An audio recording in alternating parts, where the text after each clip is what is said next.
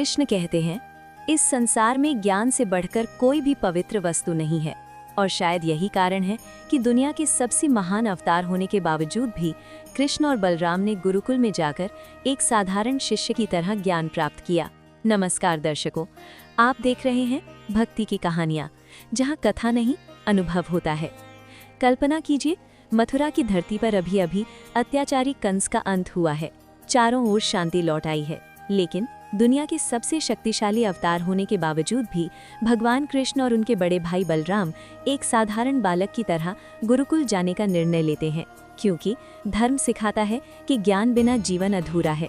और यहीं से शुरू होती है कृष्ण और बलराम के गुरुकुल जीवन की एक अद्भुत और प्रेरणादायक कथा। गुरुकुल जाने का निर्णय। मथुरा के राजमहल में एक दिन कृष्ण अपने पिता वसुदेव से कहते हैं, पिताश्री, अब समय आ गया है कि हम शिक्षा ग्रहण करें। वसुदेव मुस्कुराते हैं। उन्हें पता था ये कोई साधारण बालक नहीं है, ये स्वयं नारायण है। फिर भी उन्होंने कहा, बेटा, ज्ञान ही मनुष्य को महान बनाता है। तभी निर्णय लिया गया कि कृष्ण और बलराम शिक्षा प्राप्त करेंगे महान गुरु संदीपनी ऋषि के आश्रम में। संदीपनी ऋषि का आश्रम उज्जैन के पास स्थित था। संदीपनी ऋषि का आश्रम, न कोई महल, न कोई सिंहासन, सिर्फ पेड़ों की छाया, नदी की धारा और ज्ञान का प्रकाश। जब कृष्ण और बलराम आश्रम पहुंचे तो उन्होंने सबसे पहले गुरु के चरणों में प्रणाम किया। संदीपनी ऋषि ने उन्हें देखा और मुस्कुराए, जैसे उन्हें पहले से पता हो कि ये कोई साधारण शिष्य नहीं, लेकिन उन्होंने उन्हें बिल्कुल सामान्य विद्यार्थियों की तरह ही स्वीकार किया। गुरुकुल का जीवन। गुरुकुल में जीवन बहुत सरल था।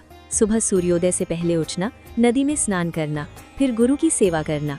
कृष्ण और बलराम भी बाकी शिष्यों की तरह लकड़ियां लाते, आश्रम की सफाई करते और गुरु माता की सेवा करते। कोई नहीं जानता था कि जो बालक लकड़ी उठा रहा है वही ब्रह्मांड का पालनहार है। 64 कलाओं की शिक्षा। संदीपनी ऋषि ने कृष्ण और बलराम को सिखाई 64 कलाएं। इनमें शामिल थी संगीत, नृत्य, धनुर्विद्या, राजनीति, वेद और शास्त्र। लेकिन सबसे आश्चर्यजनक बात ये थी कि जहाँ एक सामान्य विद्यार्थी को इन कलाओं को सीखने में सालों लग जाते, वहीं कृष्ण और बलराम ने सिर्फ 64 दिनों में सभी कलाएं सीख लीं। ये देखकर संदीपनी ऋषि भी आश्चर्यचकित रह गए। विनम्रता की परीक्षा। एक दिन आश्रम के अन्य शिष्य जंगल से लकड़ियां लेने गए। कृष्ण और बलराम भी उनके साथ थे। अचानक भयंकर तूफान आ गया। बारिश इतनी तेज थी कि रास्ता दिखाई नहीं दे रहा था। सभी शिष्य डर गए, लेकिन कृष्ण शांत थे। उन्होंने सभी को संभाला और कहा, धैर्य रखो, सब ठीक होगा। सुबह होने पर संदीपनी ऋषि स्वयं उन्हें ढूंढते हुए आए। जब उन्होंने देखा कि कृष्ण और बलराम पूरी रात जंगल में खड़े रहे लेकिन लकड़ियां नहीं छोड़ी, तो गुरु की आंखें भावुक हो उठीं। गुरु का आशीर्वाद। संदीपनी ऋषि ने कहा, बेटा, तुम दोनों केवल शिष्य नहीं, मेरे लिए वरदान हो। उन्होंने कृष्ण और बलराम को आशीर्वाद दिया, तुम्हारा ज्ञान और कीर्ति सदा संसार में प्रकाश फैलाएगी। गुरु दक्षिणा। जब शिक्षा पूर्ण हुई तो कृष्ण और बलराम ने कहा, गुरुदेव, हमें गुरु दक्षिणा देने का अवसर दीजिए। संदीपनी ऋषि ने कुछ देर सोचा, फिर बोले, अगर तुम सच में गुरु दक्षिणा देना चाहते हो तो मेरे उस पुत्र को वापस लाओ जो समुद्र में खो गया था। ये सुनकर सभी शिष्य आश्चर्यचकित रह गए, लेकिन कृष्ण मुस्कुराए। उन्हें पता था गुरु की इच्छा पूरी करना ही सच्ची सेवा है। समुद्र की यात्रा।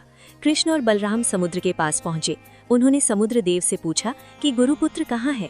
समुद्र देव ने बताया कि उसे एक राक्षस पंचजन ले गया था। तब कृष्ण ने उस राक्षस का वध किया, लेकिन गुरुपुत्र वहां भी नहीं मिला। तब कृष्ण पहुंचे यमराज और यमराज से गुरुपुत्र को वापस लेकर आए। गुरु की खुशी। जब संदीपनी ऋषि ने अपने पुत्र को देखा तो उनकी आंखों से खुशी के आंसू बहने लगे।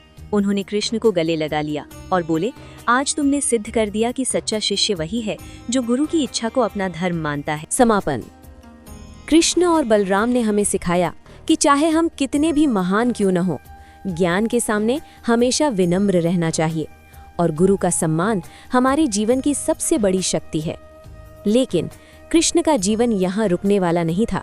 जल्द ही मगध पर एक भयानक खतरा आने वाला था, क्योंकि मगध का राजा जरासंध कंस की मौत का बदला लेने आ रहा था। क्या होगा उस भयानक युद्ध में, ये जानेंगे अगले एपिसोड में।